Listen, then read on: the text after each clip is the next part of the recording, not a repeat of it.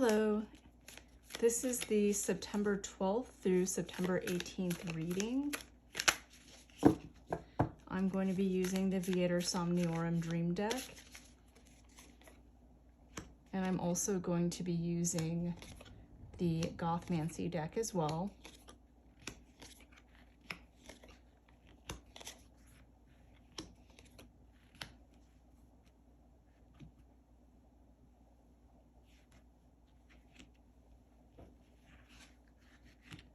So I'm doing the 9-card spread, 3 for the past, 3 for the present, and then 3 for the future.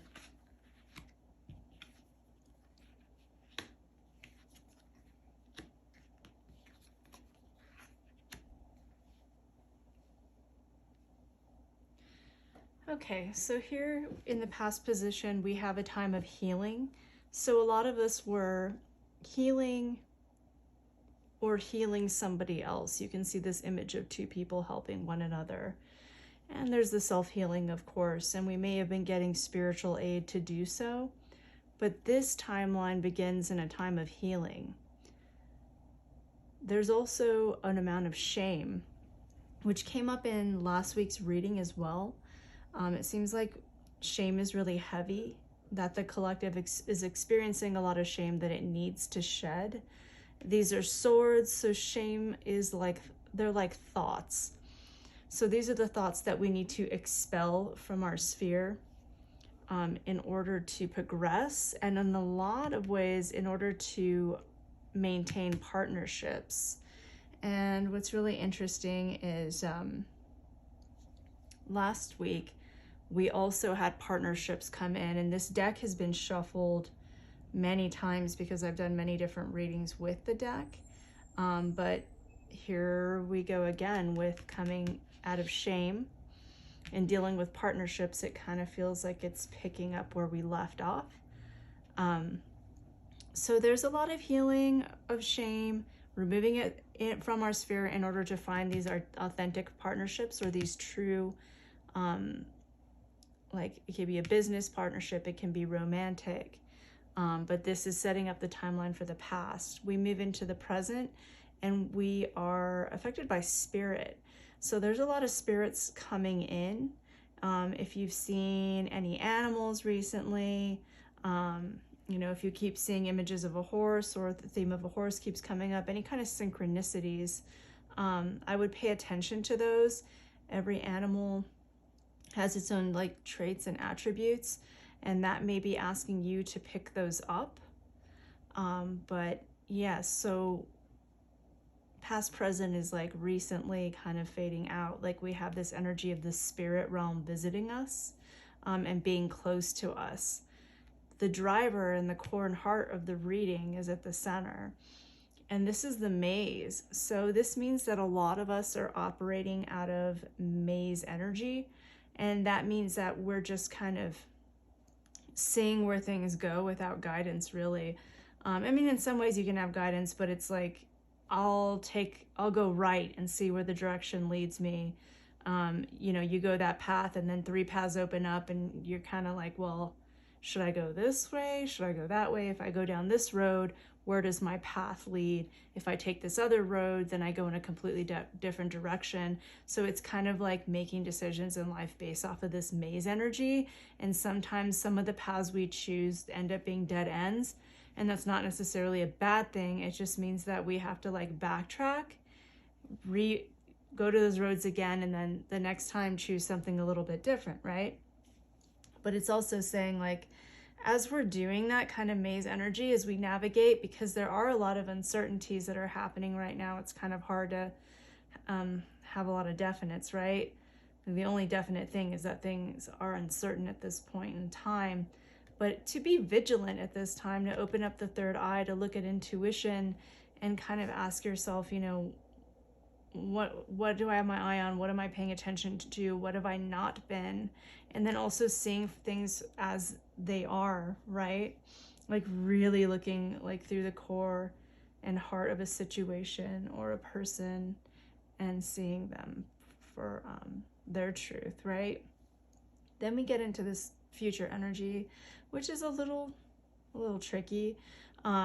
We have dwellings, so that could be the psyche, it could be the subconscious, it could be the conscious, right? So it's like this duality, like what's on the surface seems one way, and then underneath there's this massive depth, right? Like an iceberg in the ocean. You just see the top part, and then underneath there could be this like huge amount of glacier underneath, right? And so it's just kind of like you see what's on the surface, but like what's beneath is so much more intense than what we're seeing. And so the psyche is like that. And it can also mean the home. So this can mean like how our actual house is being affected. And then, but to me, like I'm getting this as like a mental state, like the psyche. The more we temper and we're vigilant about our psyche, the better place we're going to be in, because we have loss coming after. And this could mean, it could mean that some people will experience a loss of home, which I do not wish for anybody. But I do think like this is security and stability and like how we deal with loss, right? And so in this card, there's like decay. It could be a slow loss. It could be shattered, which is a quick and immediate out of nowhere loss, right? And then like the whole tooth just falling out, like a permanent, more intense kind of loss that we're not expecting. And so there's different types of loss that we go through in life, right? And the losses that we're experiencing, it can be financial. It could be like a loss in a relationship. It could be a loss of a loved one. There's all these different forms of loss that we experience, and it can make us feel stuck. And so we're going to figure out how to get through this energy and how to get us out from being stuck while we move into the future energy. I'm not really so concerned with the past. The present, I more so start worrying about like this section. So let's kind of figure out what's going on here. We're going to use the Gothmancy deck as a clarifier. Both decks work really well together. They're able to have a really good conversation, and so I like using this one as a clarifier. Okay. All right, and the deck is upside down, so I'm just going to correct these cards.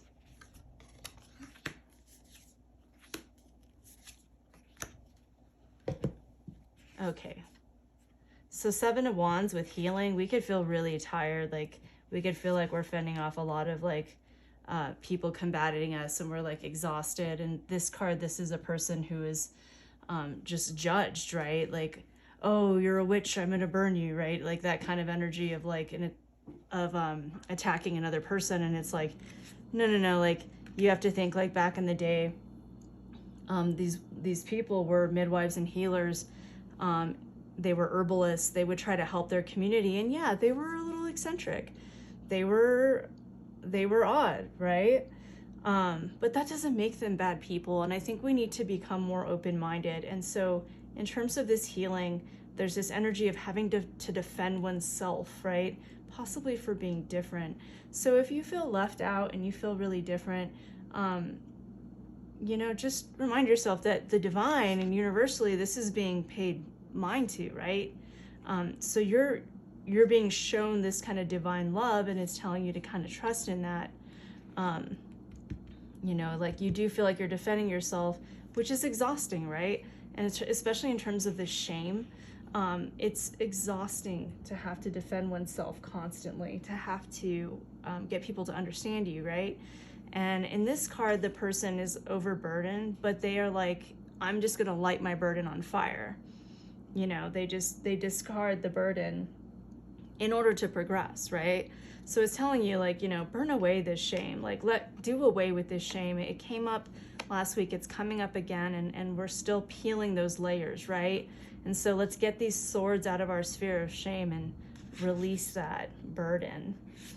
This partnership, 6 of Pentacles. So there's a partnership energy here too. So this is someone who's doing really well financially. They have a lot to offer. They have a lot of abundance. and they can give to others, right? Other people in need. In this case, it's like a concert where somebody has their wealth of experience and knowledge, and they're sharing with the people in the crowd, and giving this wealth of experience and connection, right? And there's the skills here for balance. So it's just telling us, like, if we do pursue either romantic or business partnership, like there has to be a balance there. Like we have to find our equals and people that we can work with that are going to create an even exchange in order for it to be successful. So that kind of gives some more information about the reading from last week. If you're curious what the reading was for last week and this applies to you, I would go back and check this out. So next, animal spirits and Nine of Pentacles. So this is like, you know, usually the single person card, like somebody in their own power, like they have their own garden, they're in tune with their intuition, they're protected by spirit, you know, their pentacles are doing really well and they're fine on their own. But you can see here, so when I said pay attention to animals, right? This is a white raven, there's a bird here. So just, you know, pay attention to that. And there's a horse here, and we also have a horse here. So those who are in tune with horse energy, pay attention to that. Eagles, ravens, birds, there's a call to that as well.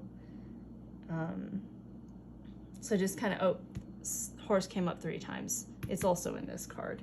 So look up the meaning of, you know, spiritual meaning of horses and see how that applies to you. The interesting thing is I did a rune reading and I got a card that was about fetches, and it's called the horse, and it's about how the fetch and the spirit rides you forward. It supports you. I just noticed there's actually 4 horses. There's one in this card is a shadow, is a ghost.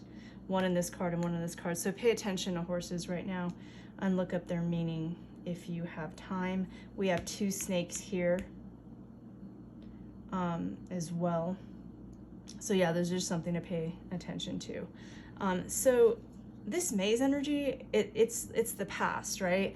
It's like the past coming in to haunt us. Look at these swords again. We have the swords penetrating this person here and then here, and it's like these woundings, and these are thoughts. These are things that have happened that have wounded us that we carry with us, right? We're still carrying the past. We're still carrying these pains. And it's telling us that, you know, if we're going to go through this maze energy, like we have to shed this feeling of betrayal if we want to proceed, right? If we want to achieve our goals and, you know, get to where we want in this maze, this is an energy that we need to work with, right? Vigilance. So Knight of Wands, you know, this could be vigilant about like really passionate, fiery, but almost like kind of fickle energy. Knight of Wands can be very inspiring and very driven. Look to the meaning of horses and see how that can like fuel you. And then, you know, horses are also beasts of burden. So it's like, you know, what are you doing to invest in yourself to keep your projects going? Like, be vigilant, be mindful of your energy and your drive. And when you unleash it, make sure it's going towards the right thing, right? The Psyche and Dwellings is 9 of Cups. This one was reversed. So, you know, 9 of Cups in this deck is like you have a lot of abundance. You want to share it with a lot of people. Like everybody is reaping the benefits of this card. And or like the emotional wealth, right? And when it's upside down, it could just be like either one person is and other people aren't, and this should be something that should be shared with others. Or that we want to be in this 9 of Cups energy where our cups are full and we're feeling good and we're feeling smug, right? But we're not there. And so it can also be a warning in the Psyche of having like a too smug of a viewpoint and just feeling like, you know, just try to keep other people in mind and like sharing in that kind of bounty. And here for loss, we have King of Swords. The King of Swords has mastered all the lessons of the swords and is able to like wisely like keep the heart in mind, right?